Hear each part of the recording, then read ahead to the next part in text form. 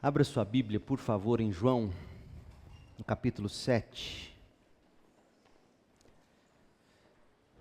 Chamo sua atenção para este texto, para pensarmos, para ouvirmos, para aprendermos com o discurso do rei. O discurso do rei, João 7, de 40 a 53. João 7, de 40 a 53. Quando as multidões o ouviram dizer isso o quê? O que ele tinha acabado de dizer nos versos 37 e 38. E eu leio para vocês: quem tem sede, vem a mim e beba, pois as Escrituras declaram, rios de água viva brotarão do interior de quem crer em mim. Quando as multidões o ouviram dizer isso, alguns declararam: certamente este homem é o profeta por quem esperávamos. Outros afirmaram: ele é o Cristo. E ainda outros disseram: não é possível, o Cristo virá da Galileia. As Escrituras afirmam claramente que o Cristo nascerá da linhagem real de Davi em Belém, o povoado onde o rei Davi nasceu. Assim, a multidão estava dividida a respeito de Jesus. Alguns queriam que ele fosse preso, mas ninguém pôs a mão nele. Quando os guardas do templo voltaram sem ter prendido Jesus, os principais sacerdotes e fariseus perguntaram: por que vocês não o trouxeram? Nunca ouvimos alguém falar como ele, responderam. Vocês também foram enganados, zombaram os fariseus. Por acaso um de nós que seja entre os líderes ou fariseus crê nele? As multidões ignorantes o seguem, mas elas não têm conhecimento da lei, são amaldiçoadas. Então Nicodemos, o líder que antes havia se encontrado com Jesus, perguntou: a lei, essa que vocês tanto defendem, a lei permite condenar um homem antes mesmo de haver uma audiência? Você também é da Galileia, responderam eles. Procure e veja por si mesmo. Nenhum profeta vem da Galileia. Então todos foram para casa. Esta é a palavra do Senhor. Gente, há mais de 2000 anos que a humanidade sabe que o discurso é uma arma poderosa. O discurso é uma arma mais poderosa do que qualquer lâmina cortante, qualquer lança, arco e flecha. Mais poderosa do que qualquer arma de fogo ou bomba nuclear. Por exemplo, Aristóteles, o grande filósofo, se não foi o primeiro, foi um dos primeiros a estudar as técnicas de persuasão para o discurso público, que seja capaz de mover multidões e alterar o rumo das nações. Alexandre teve um pupilo, Alexandre teve um discípulo. Aliás, Aristóteles teve um pupilo, eu já disse o nome dele. Alexandre foi discípulo, pupilo de Aristóteles. Mais tarde, esse Alexandre seria conhecido e ficou conhecido como Alexandre Magno ou Alexandre o Grande. Alexandre colocou em prática as teses que ele aprendeu do mestre Aristóteles. Alexandre o Grande utilizou-se de artifícios do discurso para construir um dos maiores impérios da história da humanidade, o Império Macedônio. O Império Macedônio se estendeu da Grécia, passando pelo Egito, até chegar à Índia. Para você ter uma noção, as dimensões desse império, segundo estudiosos, chega a cerca de 5,2 milhões de quilômetros quadrados, equivalente a 3,5% do globo terrestre. Alexandre o Grande conquistou tudo isso, não apenas com o poder de armas, mas principalmente pelo poder de persuasão que ele, ainda tão jovem, tinha sobre massas e multidões. Depois de Alexandre, houve Caio Júlio César, à frente do também poderoso Império Romano, Segundo Plutarco, um dos historiadores antigos, num livro que ele escreveu traçando um paralelo entre a vida de Alexandre o Grande e Júlio César, segundo Plutarco, acima de tudo, Júlio César foi um mestre em inspirar a devoção em seus soldados e encorajá-los a seguir em frente, mesmo diante de obstáculos aparentemente intransponíveis. Os discursos de Júlio César viraram lendas e eram conhecidos e repetidos da Germânia à Gália. Fecha aspas. Gente, alguns dos discursos de César renderam frases memoráveis. Por exemplo, a gente muito usa isso, mas não sabe a origem. A sorte está lançada. É uma expressão, uma frase de efeito poderosa que saiu dos lábios de Júlio César.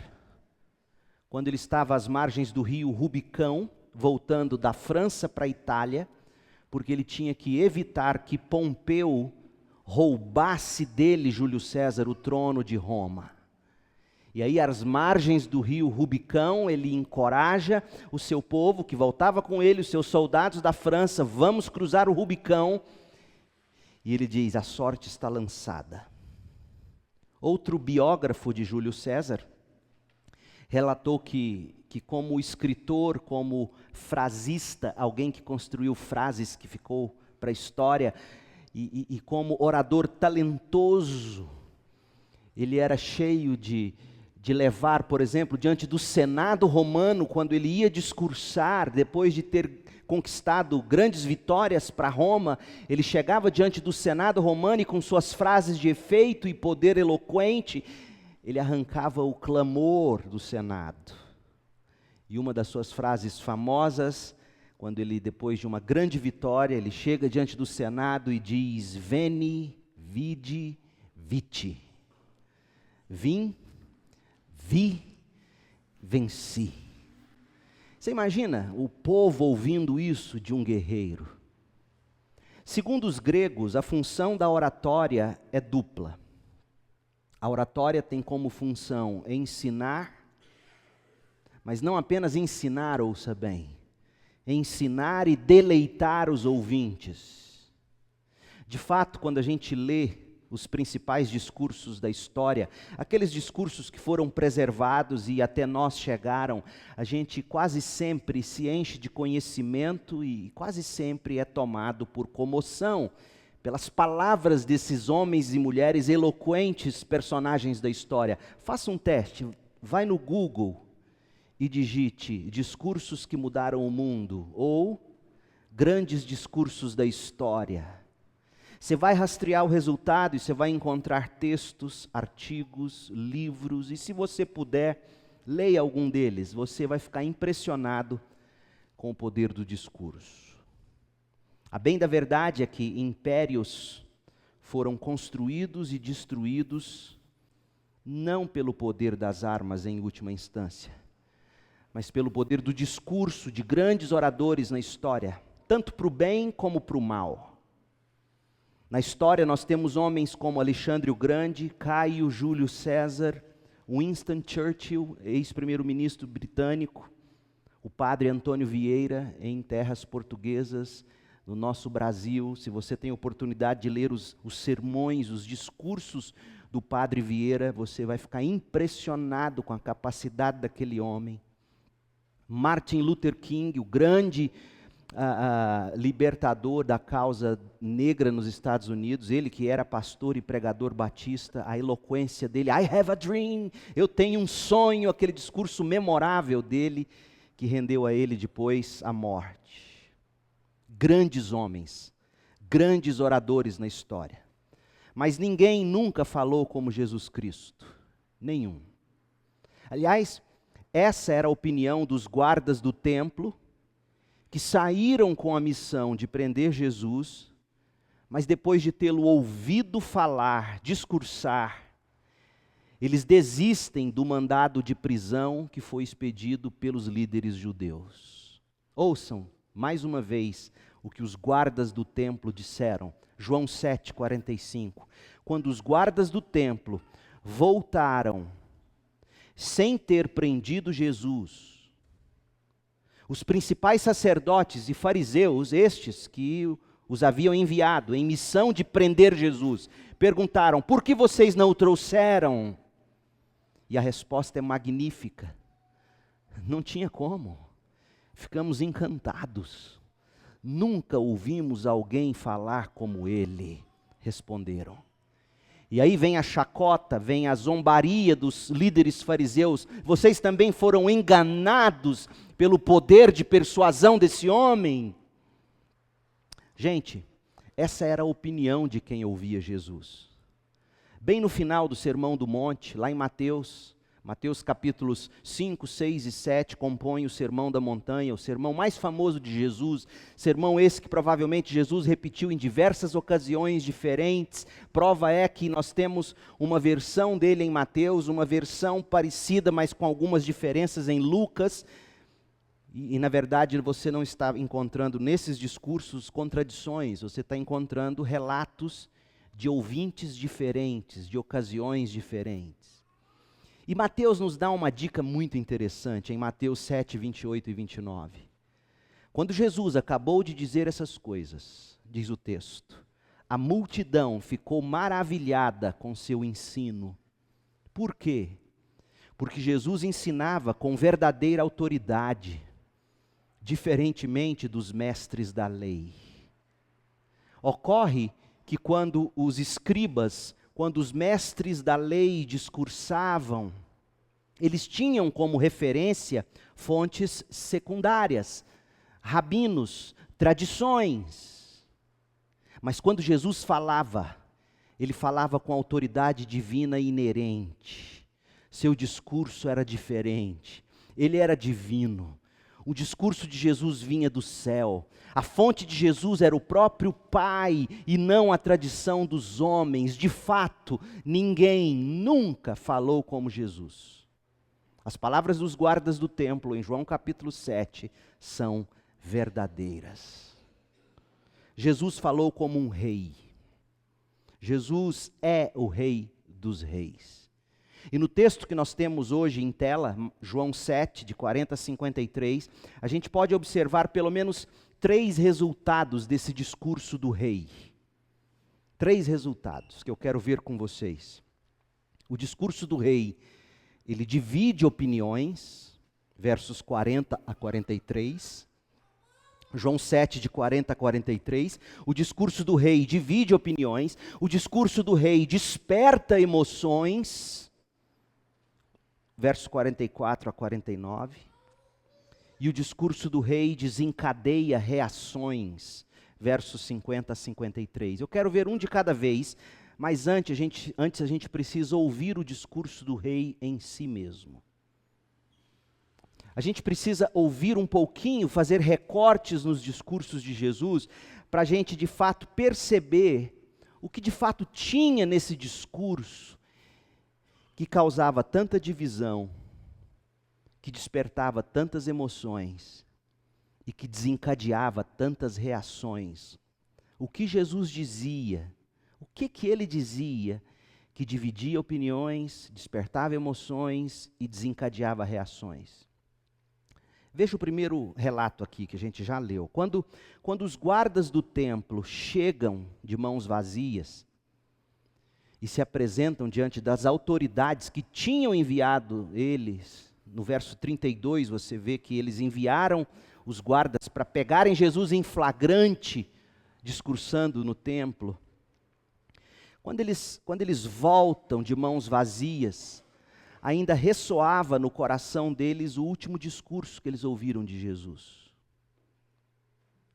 E o que eles ouviram de Jesus impactou tanto a vida deles, que quando eles chegam diante de suas autoridades, e as autoridades perguntam: cadê o homem que nós mandamos vocês prenderem?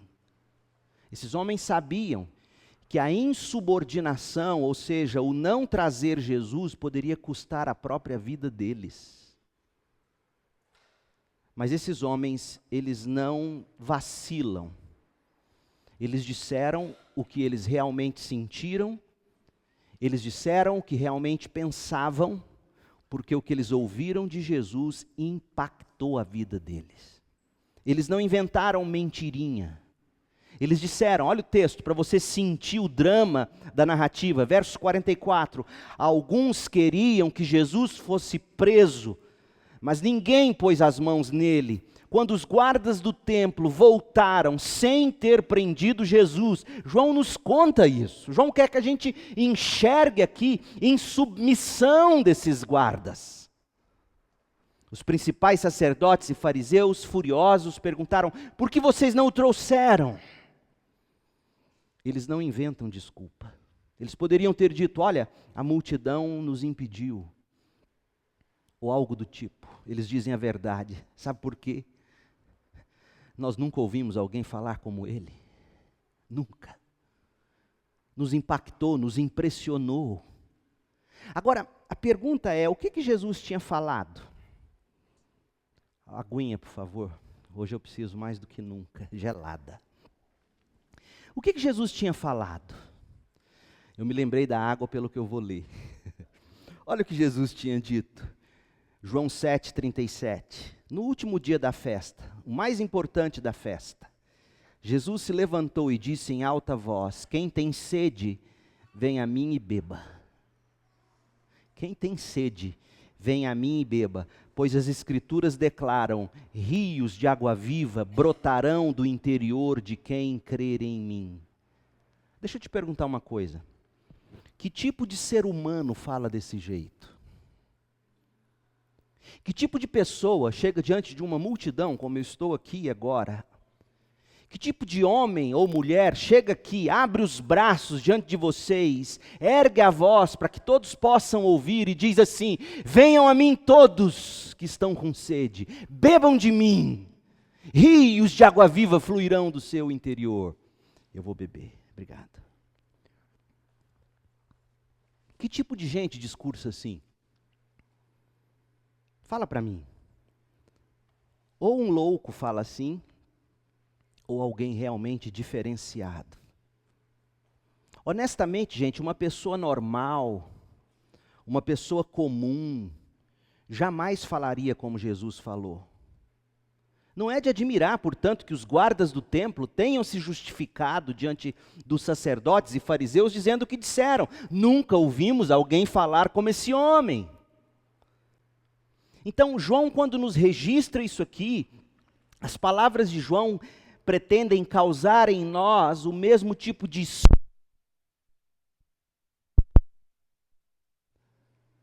João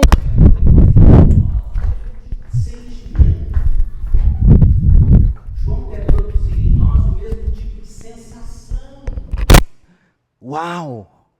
Nunca ouvimos alguém falar como ele. É isso que João quer. Quando João registra aqui as palavras de Jesus, João quer que a gente entre nas roupas desses homens, calce os sapatos desses homens, tenha os ouvidos deles. João quer que a gente ouça o que Jesus disse, quem tem sede, vem a mim e beba. E João quer que a gente tenha a mesma sensação. Não pode ser um homem normal, um homem comum esse que fala dessa forma. De fato, gente, nós nunca ouvimos ninguém falar como Jesus. Sabe por quê? Porque não existe ninguém igual a Jesus.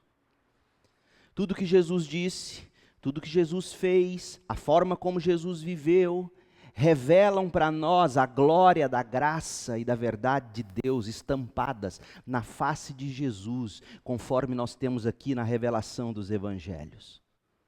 João nos registrou tudo aqui nesses evangelhos com devido cuidado, na esperança de que nós, leitores, também nos encantemos com a glória de Jesus. Sabe por que João quer que a gente se encanta com a glória de Jesus? Porque para João e o seu evangelho, salvação é resultado de se ver a glória de Deus com encanto. Salvação não é só você acreditar em fatos na mente. Acreditar em fatos, acreditar em doutrinas, até o diabo crê.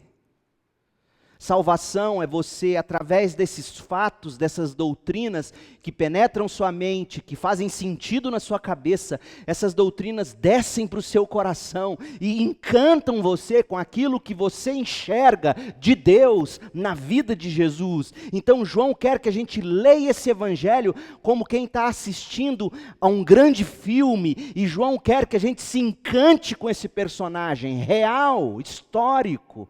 O Deus que num momento exato da história se fez carne e habitou entre nós cheio de graça e de verdade. E João diz, e nós vimos a sua glória. A glória como do Filho unigênito do Pai. João nos atesta que não foi apenas, ou principalmente, a sabedoria de Jesus que encantou aqueles guardas. Não foi apenas, ou principalmente a força de Jesus, o poder de Jesus, a mansidão, a coragem, a clareza de Jesus que tiraram o fôlego dos ouvintes de Jesus. Não. O que impressionou os guardas e as multidões que ouviam Jesus foram as alegações incomuns que Jesus fez. As alegações do ponto de vista humano, exageradas para um ser humano fazer de si mesmo. Ser humano nenhum, em condição normal, falaria como Jesus falou. Deixe-me citar para você alguns recortes. E veja como é importante você perceber isso, porque é isso que João quer que nós percebamos. O Evangelho de João contém pelo menos 7 afirmações de Jesus que são conhecidas como eu sou. Jesus vai dizer pelo menos 7 vezes, eu sou, eu sou, eu sou. Eu sou o quê? Eu vou ler para vocês algumas. E percebam que um ser humano normal não diz o que ele diz. Primeiro, Jesus afirmou ser Deus. João 13:19. Eu lhes digo isso. Ele está falando da traição que Judas Iscariotes faria. Judas o trairia. Eu lhes digo isso de antemão, para que quando acontecer, vocês creiam que eu sou aquele de quem falam as Escrituras. Quem é aquele de quem falam as Escrituras? O Deus Jeová do Antigo Testamento, o Deus Yahvé, o Deus, o grande Deus, eu sou, de Êxodo 3:14. Então Jesus está dizendo com todas as palavras, eu sou o grande eu sou. Um ser humano normal não diz isso. Em João 10:30, Jesus diz, o Pai e eu somos um. Então Jesus está dizendo de cara para nós, eu sou Deus. Outra coisa que ele diz, em João 8:58, ele diz que ele existia antes de ter nascido. Jesus respondeu, eu lhes digo a verdade, antes mesmo de Abraão nascer, algumas versões dizem assim, antes que Abraão fosse, eu sou. Abraão era tudo para aquele povo que estava ouvindo Jesus. Abraão era o grande homem, era mais ou menos assim, Deus no céu, Abraão e Moisés na terra. E Jesus vem e diz, antes de Abraão ser alguma coisa, antes que ele fosse, eu sou Deus. Não apenas Jesus está afirmando que ele existiu antes de ter nascido, mas ele está dizendo que ele sempre existiu na forma de Deus. Como João diz, já de cara, bem no início do Evangelho. Outra coisa, Jesus vai dizer que, sendo ele Deus em forma humana, ele vem como um pastor para morrer pelas suas ovelhas. Oh, nunca ninguém ouviu alguém dizer isso. Nenhum Deus da história morre pelo seu povo. Os deuses matam seus súditos. Agora Deus, que se fez carne em Jesus, ele vem na forma de servo, buscar e salvar o pecador. E olha o que ele diz em João 10, versos 10 e 11. O ladrão vem para roubar, matar e destruir. Eu vim para lhes dar vida, uma vida plena que satisfaz. Eu sou o bom pastor. O bom pastor sacrifica a sua vida pelas ovelhas. Quem é o bom pastor? Jacó já falava do bom pastor, o Salmo 23 já falava do bom pastor, os líderes de Israel, os reis que foram levantados, os profetas, deveriam ter prefigurado esse bom pastor, e Jesus diz, na verdade, eu sou o bom pastor. O Deus eterno que se fez carne e é pastor das ovelhas e veio morrer por elas. Quem fala assim, gente? É isso que João quer que a gente perceba. Outra coisa, Jesus afirmou que ele é o único caminho para Deus. Não existem vários caminhos, não são todas as religiões que levam o ser humano a Deus. Só Jesus leva o ser humano a Deus. Essa igreja não te leva a Deus. Ter seu nome como membro dessa igreja não te leva a Deus. Só Jesus te leva a Deus.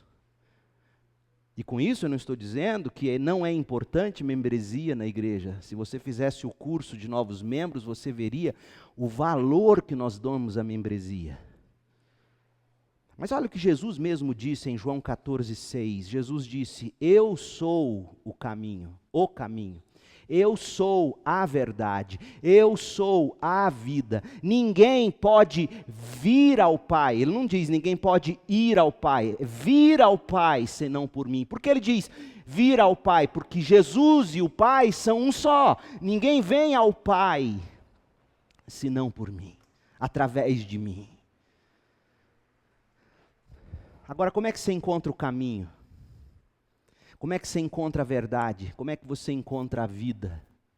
Nós estamos sofrendo com falta de energia hoje. Se não tivéssemos energia bastante para alimentar as lâmpadas desse templo, estaríamos todos no escuro, se é que estaríamos aqui. Então, para se encontrar o caminho, para se encontrar a verdade, para se encontrar a vida, você precisa de luz. E aí Jesus vai dizer em João 8,12, eu sou a luz do mundo. Se vocês me seguirem, diz Jesus, vocês não andarão no escuro, porque se vocês me seguirem, vocês terão a luz da vida. Que ser humano que fala assim, gente? Qualquer líder religioso que dissesse isso, eu sou a luz do mundo, se vocês me seguirem, vocês terão a vida. Como você descreveria um líder religioso dizendo isso? Déspotas se constroem assim. Mas Jesus diz mais, João 10, 9-10, ele diz, eu sou a porta. Quem entrar por mim será salvo, entrará e sairá e encontrará pasto. O ladrão vem para roubar, matar e destruir. Eu vim para lhes dar vida, uma vida plena que satisfaz. Então João está dizendo que Jesus é o caminho. Jesus mesmo disse, ele ser o caminho, a verdade, a vida, a luz, a porta que nos conduz a Deus. Não só isso, ele diz mais, em João 6,35, eu sou o pão da vida. Quem vem a mim nunca mais terá fome, quem crê em mim nunca mais terá sede. Em João 4,14, quem bebe da água que eu dou nunca mais terá sede. Ela se torna uma fonte que brota dentro dele e lhe dará a vida eterna. Olha João 10,27. João 10,27, minhas ovelhas ouvem a minha voz. Minhas ovelhas ouvem a minha voz. Eu as conheço e elas me seguem. Se você for num psiquiatra e dizer para ele que você está ouvindo vozes, às quais você é tentado ou tentada a seguir, ele diria que você está tendo um surto psicótico de algum tipo. Então, que tipo de ser humano diz assim, minhas ovelhas ouvem minha voz? Eu as conheço e elas me seguem. Eu lhes dou a vida eterna. Elas nunca morrerão. Ninguém pode arrancá-las da minha mão. Outra coisa, Jesus diz em João 15,5, eu sou a videira, vocês são os ramos. Quem permanece em mim e eu nele produz muito fruto, porque sem mim vocês não podem fazer coisa alguma. Eu sou a videira. E não para por aí não, ele diz, eu sou a ressurreição e a vida, João 11,25. Quem crê em mim, viverá, mesmo depois de morrer. Que ser humano fala assim, gente? João 6,40, pois é a vontade de meu Pai que todo aquele que olhar para o Filho e nele crer, tenha vida eterna, e eu ressuscitarei no último dia. E a última que eu quero citar, João 17,24. Ele diz, eu sou a glória suprema, que vai satisfazer vocês por toda a eternidade. Ele diz em João 17,24, Pai, ele está orando, falando com seu Pai, Pai, quero que os que me deste estejam comigo onde estou, então eles verão toda a glória que me deste, porque me amaste antes mesmo do princípio do mundo. Gente, essas são apenas poucas afirmações a respeito de Jesus, ou que Jesus faz a respeito de si mesmo. Você pode ler os evangelhos, Mateus, Marcos, Lucas e João, e você vai encontrar muitas outras. Jesus também afirmou ser Ele quem perdoa pecados. Jesus também afirmou que Ele voltará à terra em glória. Jesus diz que Ele viveu e cumpriu toda a lei. Por que os evangelhos, e especialmente João, faz questão de nos dizer isso? Por que é tão repetitivo? Eu sou, eu sou, eu sou, eu sou. Por quê? Porque Jesus quer ou João quer que a gente chegue à mesma conclusão daqueles guardas. Em João 7,46, ninguém nunca falou como esse homem. Nunca. A moçada, vou dar uma dica, e o tempo é curto, vocês estão com calor e eu ainda mais. Mas dê um Google depois no YouTube lá e veja uma entrevista de Bono Vox, o cantor, o vocalista do U2. E ele está respondendo as perguntas de um jornalista inglês que está criticando. Eu não sei se Bono Vox é crente, não sei se ele é salvo. Ele diz ser um discípulo de Jesus. Eu não posso julgar a vida dele. Mas ele cita algo que deixa aquele repórter constrangido. Quando ele é perguntado, por exemplo, se ele ora, se ele acredita em milagres, Bono Vox diz, acredito, minha vida é um milagre. Mas você fala mesmo com Deus? Falo. Você acredita que Jesus é Deus? Creio. E aí ele cita algumas questões que deixam o repórter de boca aberta, mas se você é um bom leitor, você vai descobrir que Bono não foi original ali, Bono leu C.S. Lewis. C.S. Lewis no livro Cristianismo Puro e Simples. C.S. Lewis é o autor das Crônicas de Nárnia. E deixe-me ler um trecho do que Lewis disse. Eu poderia citar Bono, mas eu estaria citando segunda mão. Eu vou citar a fonte. C.S. Lewis diz assim, estou tentando impedir que alguém repita a recorrente tolice dita por muitos a respeito de Jesus. E que tolice é essa? Que muita gente diz sobre Jesus. As pessoas costumam dizer assim, eu estou disposto a aceitar Jesus como um grande mestre da moral, mas não aceito a afirmação de Jesus ser Deus. Você conhece gente assim? Já deve ter visto gente assim, que diz, não, eu acredito nas lições e nos ensinos morais de Jesus, acredito que ele existiu, acredito que ele foi um grande profeta, eu só não acredito que ele é Deus. Isso não dá para acreditar. Que resposta você dá a isso? Olha o que C.S. Lewis diz. Essa é a única coisa que não devemos dizer. E olha que argumento penetrante, profundo, um cético. Só não percebe isso se o coração dele não desejar. Ele diz assim, C.S. Lewis, um homem que fosse somente um homem e dissesse as coisas que Jesus disse, não seria um grande mestre da moral. Seria um lunático, no mesmo grau de alguém que pretendesse ser um ovo cozido. Você pergunta para Maria José, quem você é? Eu sou um ovo cozido. Você diria o que dela? Louca, surtou. Igual aquele canadense de 52 anos, que largou a família e pretende ser uma menina de 6 anos de idade. Vocês viram na internet? Como é que você descreve uma pessoa assim, que é alguém, você está olhando para ela, você vê que ela é um ser humano comum, mas ela diz, eu sou a água da vida, eu sou o pão da vida, eu sou a ressurreição e a vida, eu sou o caminho, a verdade e a vida, eu sou a videira, sem mim vocês não podem fazer nada. Se você tem sede, venha a mim e beba. Ou seja, que tipo de ser humano é esse? C.S. Lewis está perguntando. Ou ele é um louco, ou ele é um diabo, ou ele é Deus. E aí Lewis diz, faça a sua escolha. Ou Jesus era e é o Filho de Deus, ou ele não passa de um louco ou coisa pior. Você pode querer calá-lo por ser um louco, pode cuspir nele e matá-lo como um demônio, ou pode prostrar-se a seus pés e chamá-lo de Senhor e Deus. Mas que ninguém venha com a paternal condescendência dizer que Jesus não passa de um grande mestre humano.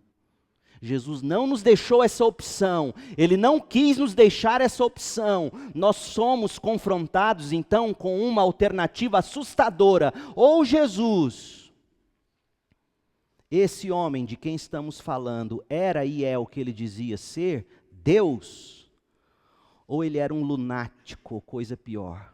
Ora, parece-me óbvio então que Jesus não era e não é nem lunático nem um demônio. Consequentemente, por mais estranho, assustador ou insólito que pareça, tenho de aceitar a ideia de que Jesus era e é Deus. Deus chegou sob forma humana no território ocupado pelo inimigo. Gente, leia C.S. Lewis. Desliga a Netflix um pouco. Leia C.S. Lewis. Deixa sua mente se encantar com a sabedoria cristã desse homem. Jovens, adolescentes, em nome de Jesus, leiam C.S. Lewis. Vocês precisam dele. Em outras palavras, Lewis está dizendo para nós que a maneira como Jesus falou, de um jeito como ninguém nunca jamais falou e não pode falar. Porque se disser e falar como Jesus falou, é sim um louco. Gente, Jesus não seria de forma nenhuma legal se ele não fosse Deus. Porque se ele não fosse Deus e dissesse o que ele disse, ele teria que estar à base, no mínimo, de Risperdal. No mínimo. Para não dizer outras drogas. Agora, Jesus falou como falou porque Ele é Deus. E ninguém nunca falou e nunca poderá falar como Jesus falou porque ninguém mais é Deus. Então, agora, finalizando minha mensagem, eu quero, tendo visto que Ele diz ser Deus, Deus que se fez carne, Deus que habitou entre nós, o único capaz de matar a fome da alma, a sede do coração, o único capaz de ser a fonte da qual nós bebemos e fazemos todas as coisas, sem Ele nada podemos fazer. Ele é a videira, nós somos galhos, dele a gente suga vida. Sem Ele nós estamos mortos. Ele é a ressurreição e a vida. Ele é o caminho, Ele é a verdade, Ele é a vida. Então, diante desse discurso, quem tem sede, vem a mim.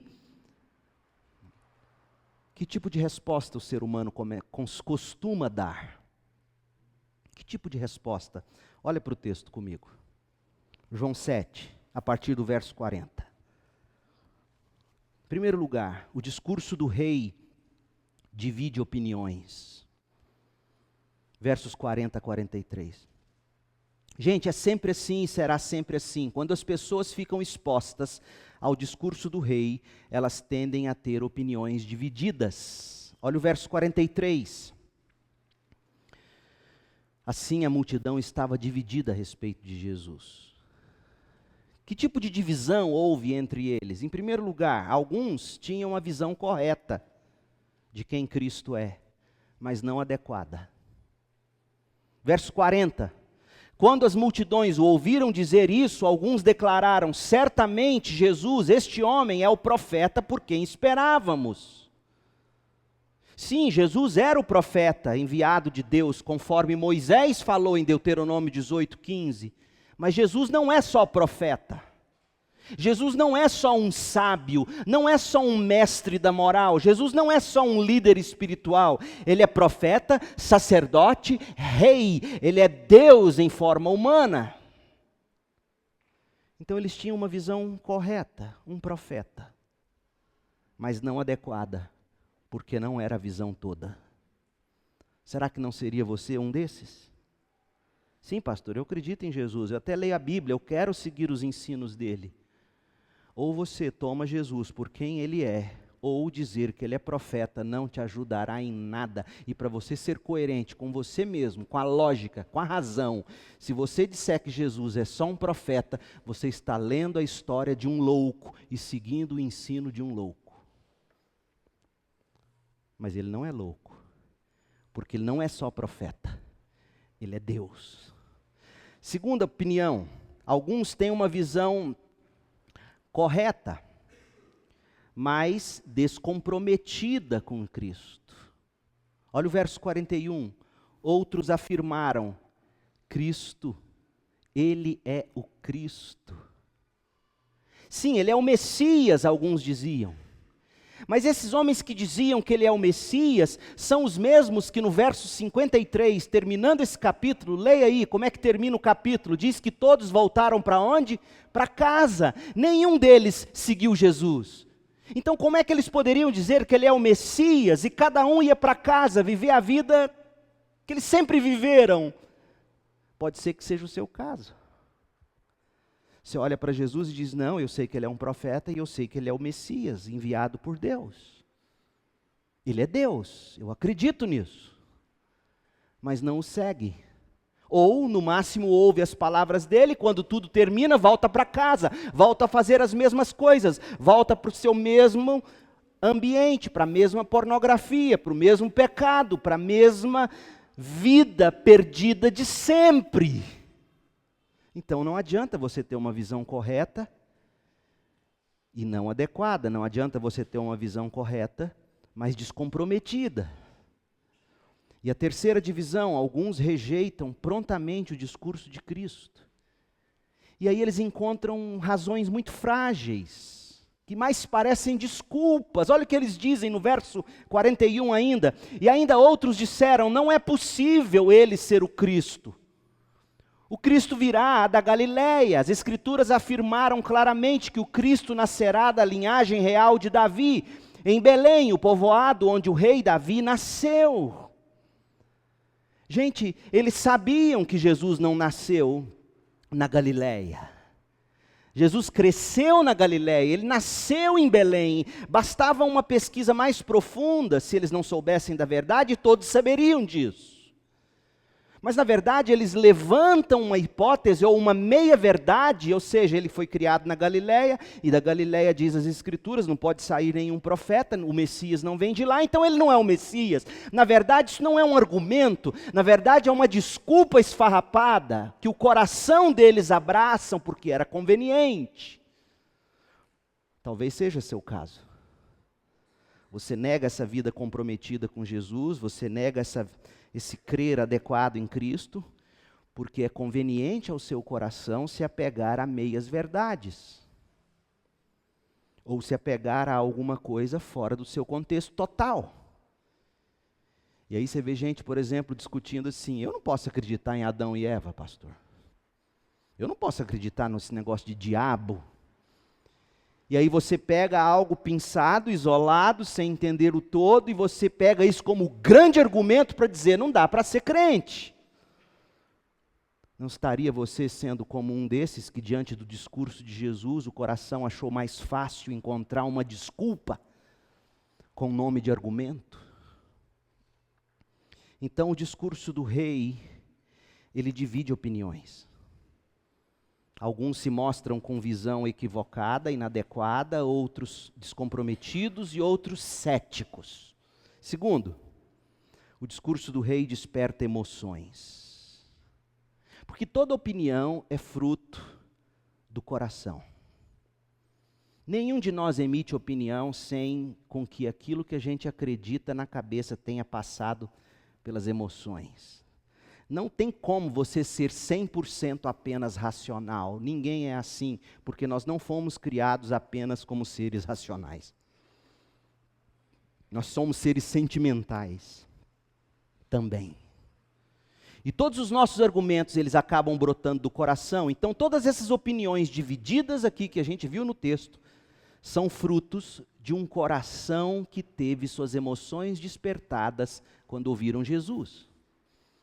E que emoções foram essas? A primeira, você vê no verso 44, a primeira é raiva. Raiva, alguns queriam que ele fosse preso. Raiva, prendam esse homem. Não aguento mais ouvi-lo. Desliga esse rádio, desliga essa televisão, de novo assistindo o pastor Leandro. Raiva, ira. O segundo tipo de emoção é medo. Mas ninguém pôs as mãos nele. Por quê? Medo. Não vamos mexer com ele.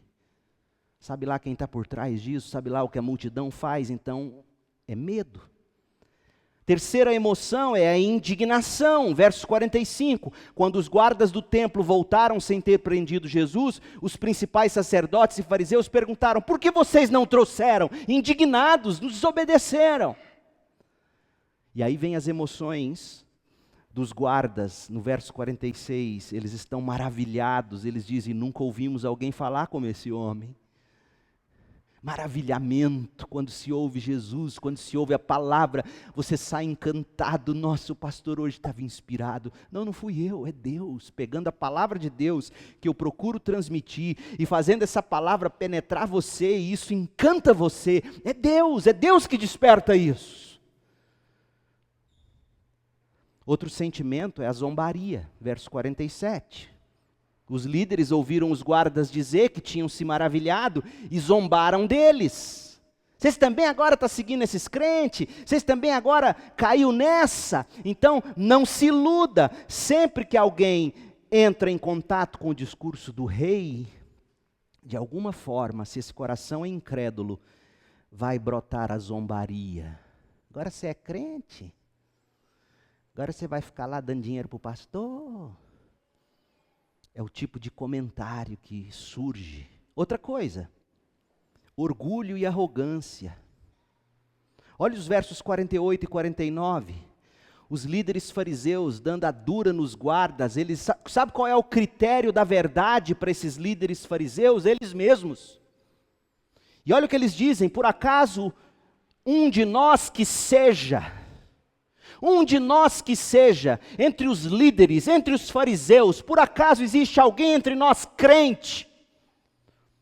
E a resposta que eles queriam ouvir: não, nunca vimos. Então, se não há crente entre nós, os inteligentes, os sábios, por que vocês querem ser? Nós somos o critério da verdade. A nossa racionalidade, as nossas conquistas. Então isso aqui é orgulho, é arrogância. E aí no verso 49, eles chamam as multidões que seguiam Jesus de ignorantes, de malditos, e aí eles lançam maldição, porque se não passam pelo crivo deles, o resto é maldito. Então essas são as emoções que Jesus desperta. Que emoção ele desperta em você, quando ele diz o que eu vou te repetir aqui: quem tem sede, vem a mim e beba. Entra num ouvido e sai no outro. Desperta maravilhamento em você, te dá vontade de zombar, te deixa indignado, causa medo, raiva. Que tipo de emoção as palavras de Jesus causam em você? O que você sente? Jesus quer que você venha a Ele, e isso me leva ao último ponto. O discurso do rei divide opiniões. O discurso do rei desperta emoções e o discurso do rei desencadeia reações. E a mesma reação, ou pelo menos guardadas as proporções, a mesma reação que a gente vai ver aqui em Nicodemos é a que eu espero aconteça em você. Porque Nicodemos, no verso 50, coloca os líderes fariseus em xeque. Porque vocês escutaram o que os líderes fariseus disseram? Espero que o calor não tenha apagado a sua mente. Os líderes fariseus disseram: por acaso algum entre nós crê nele? Por acaso essa multidão que segue ele conhece a lei? Ninguém conhece a lei. E aí se levanta entre eles, não um fariseu, mas o fariseu, o cara. João 3:1. O que esse mestre em Israel, o que ele faz? Olha o que ele diz, verso 50. A gente lê no verso 50 que as palavras de Jesus começam a desencadear em Nicodemos um sentimento. texto diz: então Nicodemos, o líder que antes havia se encontrado com Jesus, lá em João 3, esse Nicodemos perguntou. Veja que Nicodemos puxa a lei que aqueles homens lá que estavam ridicularizando Jesus, sacou dela para dizer que a multidão era burra. E aí Nicodemos diz: se vocês conhecem a lei, vocês sabem que a lei não condena ninguém sem antes ouvi-lo. Então, minha sugestão é que nós sigamos a lei. Nicodemos está querendo dizer o seguinte: vamos ouvir mais esse homem. Não pode ser humano apenas o que ele está fazendo. Esse homem deve estar falando da parte de Deus, vamos ouvi-lo. Olha o que diz o texto, verso 51. A lei permite condenar um homem antes mesmo de haver uma audiência? Claro que não. Você também é da Galileia? Esses homens respondem, brigam com ele, pegam Nicodemos no ponto fraco, porque não era nem um pouco agradável dizer no meio deles que você era um galileu. Dizer que você é da Galileia é dizer que você não tem pedigree. E aí os homens jogam na cara de Nicodemos, dizendo: você também é daquele lugarzinho, de onde não sai ninguém importante. Por acaso sai alguma coisa boa de Nazaré? Então, o que Nicodemos está fazendo aqui? Nicodemos está vindo a público. As palavras de Jesus que ele começou a ouvir lá no capítulo 3, escondido no escuro, longe dos olhos de todo mundo, as palavras de Jesus estavam agora encantando ele a ponto de fazê-lo vir a público e começar a defender Jesus. Então o que eu espero de você hoje à noite é que as palavras de Jesus causem em você o que causou em Nicodemos, essa reação, onde você vai usar a sabedoria, a lógica, a inteligência, a intrepidez, para você falar de Jesus, como Nicodemos estava fazendo ali diante dos homens. A próxima vez que Nicodemos aparece nesse evangelho é lá no capítulo 19, versos 38 a 42, quando Nicodemos se junta com José de Arimateia, e eles juntos arrogam para si a responsabilidade de cuidar do corpo de Jesus e de dar um sepultamento digno a Jesus. Aqui no nosso texto, Nicodemos se declara a favor de Jesus. Claro, ainda não é o bastante para a salvação, mas é um primeiro passo. É ele dizendo, como disse nas entrelinhas do verso 51, a lei nos diz que não podemos condená-lo. Se não podemos condená-lo porque ainda não o ouvimos, vamos ouvi-lo mais. Eles queriam mais, Nicodemos queria mais de Jesus. Então o que eu digo para você é que você não deve deixar acontecer com você o que aconteceu com a multidão inteira no verso 53. O texto diz que então todos foram para casa. Você não pode deixar nada hoje, depois de ouvir o que Jesus está dizendo: quem tem sede, vem a mim e beba, rios de água viva brotarão do interior de quem crer em mim. Você não pode deixar isso simplesmente entrar num ouvido e sair no outro. Esse não é um discurso qualquer, é o Rei dos Reis, é Deus na forma humana, dizendo que o único caminho para a sua salvação e para a satisfação da sua alma é Jesus. Jesus discursa como rei, Jesus é rei, ele é rei dos reis, homem nenhum nunca falou como ele, jamais falará, o discurso dele é verdadeiro. E eu quero concluir agora te fazendo algumas aplicações importantes, com base no que vimos. Primeiro, por mais que você apresente o Evangelho de Jesus de uma forma clara, de uma forma convincente, afinal, o próprio Jesus estava pregando, o próprio Jesus disse: venham quem tem sede, venha e beba. Então, por mais que a gente pregue, por mais que a gente ensine coerentemente, se não houver uma intervenção do Espírito, convencendo a pessoa, nossas palavras não passarão de discursos. A gente pode até empolgar as pessoas por um tempo, mas elas não permanecerão, porque conversão, ouça bem, conversão é um milagre, conversão não é algo que você decide, conversão não é algo que você diz para si mesmo, hoje não, eu vou resolver, um dia eu aceito, uma hora eu venho, não, porque quando Deus te chama, você não consegue ficar como está. Então, se existe algum desejo de um dia você, depois de ter resolvido vir a Jesus, diga para o Senhor agora, no escuro desse apagão, diga aí, Senhor, eu não posso esperar, se essa é a sua voz, eu quero hoje, eu quero já, porque se você continuar endurecendo o seu coração, poderá ser tarde um dia. Conversão é milagre. Se você crê em Jesus, foi o Senhor quem te convenceu do pecado, da justiça, do juízo. Ele te atraiu com graça irresistível, Ele te buscou, Ele te deu um coração de carne, é dele, por Ele e para Ele, glória pois a Ele eternamente, amém. Tudo vem dele, não é meu nem seu. E a gente aprende isso, o próprio Jesus, se o próprio Jesus em carne e osso estivesse aqui de novo, como um dia esteve lá em Israel, se ele estivesse aqui pregando esse mesmo texto que ele pregou lá, venham, quem tem sede venha, beba.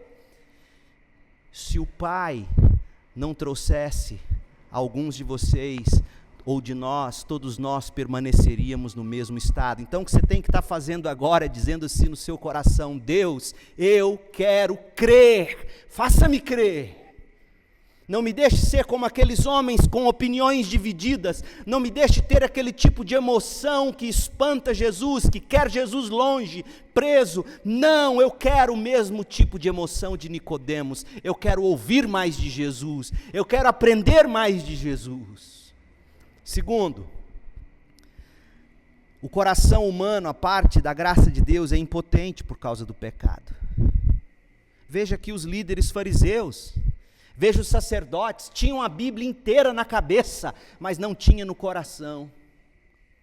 Quanta gente com conhecimento, às vezes você vai conversar com algum indivíduo, ele diz assim, não, eu conheço a Bíblia de cabo a rabo. O diabo também, sinto muito te dizer.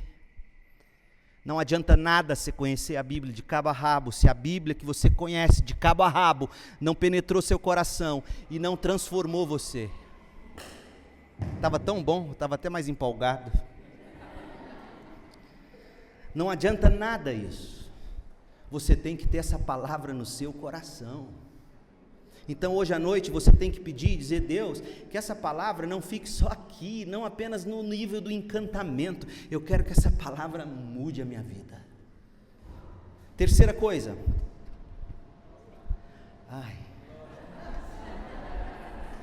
e disse Deus, haja ar.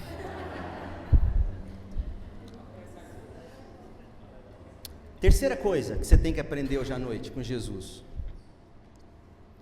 espere ser ridicularizado, até perseguido, quando você se posicionar a favor de Jesus, diante da sua família, dos seus amigos e em público. Veja como essa multidão de gente simples foi tratada pelos inteligentes. Os inteligentes chamaram aquele povo de maldito, julgaram eles. Nicodemos, que era o cara, foi zombado. Quando Nicodemos tentou defender Jesus para aquele sinédrio, para aquele povo, ele ouviu ridicularização, ele foi humilhado. Você está falando isso porque você é do mesmo lugarzinho daquele homem. Cale-se na sua insignificância, Nicodemos, é o que eles estão dizendo. Então deixa eu te contar um segredo, quem segue Jesus será perseguido, zombado, mal visto, malquisto. E você não precisa ser chato para isso acontecer não, porque tem uns crentes que são mal vistos e mal falados porque merecem, tem uns crentes que são enjoados, eu mesmo, alguns deles eu viro as costas, sabe? Assim, Deus me perdoa, mas não dá, esse eu não engulo. Então esses crentes são com C minúsculo, mas quando você é crente, mesmo crente gente boa, que deve ser, as pessoas vão zombar de você. Então não espere e não ache que porque ninguém está zombando de você, você é o cara. Tem muita gente que é assim, vive um cristianismo tão politicamente correto, tão disfarçado, que ninguém persegue, aí ele pensa, tá vendo? Eu sou um crente inteligente. O crente inteligente, crente que é crente, é zombado. Nicodemos foi zombado, Jesus foi zombado. Você não ser zombado de forma nenhuma pode significar que você não está tocando na ferida das pessoas. Em quarto lugar, as pessoas são rápidas em se esconderem atrás de desculpas, como aqueles fariseus. Em vez de encararem de cara a mensagem de Jesus, eles arrumam desculpas para não crer. Não seja assim você. E por último, não tem como você ficar neutro, tendo você ouvido o discurso do rei. Ser neutro é ser contra Jesus, porque ou você recebe Jesus como Deus Salvador, ou você será contra Ele. Não adianta. Você será contra Ele, porque se você não recebe como Salvador e Senhor, você sempre vai refutá-lo naqueles pontos que Ele disser para você que você tem que mudar. Então hoje à noite eu estou aqui para te dizer: arrependa-se e creia nas palavras do Rei. Feche seus olhos, ore comigo. Pai, em nome de Jesus, tantos contratempos hoje, mas eu quero te pedir que nada disso tenha servido para distrair os que me ouvem do que o Senhor tem a dizer. O Senhor diz: quem tem sede, vem a mim, beba, creia em mim, rios de água viva jorrarão do seu interior. Ó Deus, que esse discurso do Senhor, o recorte deste sermão de Jesus, possa provocar aqui, entre os que me ouvem, fome e sede e fé. Produz agora fé no Senhor. Produz agora, cause agora salvação entre os que me ouvem. Não nos deixe sair daqui com opiniões divididas, com emoções corrompidas. Faça-nos sair daqui com a disposição de reagirmos, querendo mais de Ti, como Nicodemos. Ouvir mais do Senhor, aprender mais do Senhor, buscar no Senhor salvação e vida. Ó Deus, produza isso em nós. Em nome de Jesus. Amém.